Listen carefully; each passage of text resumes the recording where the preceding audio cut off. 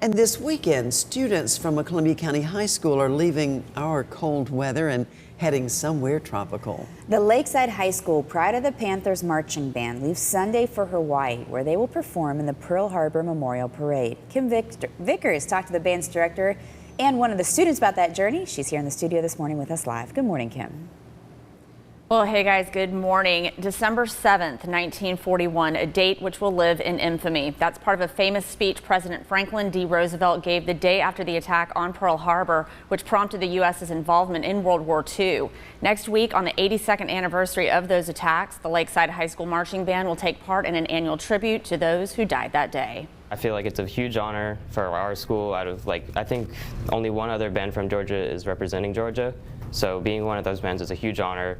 Around 8 a.m. on December 7, 1941, the Imperial Japanese Navy Air Service launched a surprise air attack against the United States Navy in Pearl Harbor, Hawaii. More than 2,400 people were killed and more than 1,000 injured. Each year on the anniversary of the attack, the city hosts a parade to pay its respects to those who paid the ultimate price.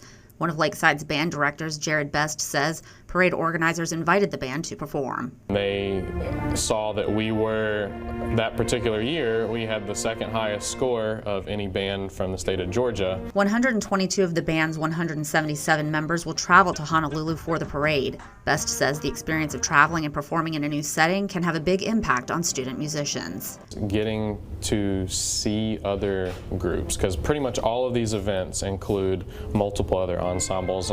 There's going to be groups from all across the country involved. There's going to be some professional military bands involved in the parade that the students will get to interact with. The trip cost about $1,800 per person. Senior Dawson Pope says the band held a lot of fundraisers to help pay for it. He's part of a jazz ensemble and was able to gain some sponsors through that. Or we put out that we're going to Hawaii, we're going to Pearl Harbor, and then these people that are listening to the jazz band, they're like, wow, they're kind of good. So they donate money, and we appreciate that a lot. Through some research, the organization discovered a little-known story about the attack on Pearl Harbor. 21 members of Navy Band Number 22, or the USS Arizona Band, were preparing to play the national anthem when the airstrike began. They fought valiantly with their shipmates, but did not survive the battle. To this day, they are the Navy's only ensemble to have formed, trained, and eventually died together while in service. Their story makes this trip even more poignant for Lakeside's band. Really, really terrible, but really moving story. So that's something that's definitely been on our minds moving into this. It's really a sad story, and I feel really honored to be able to march in that parade.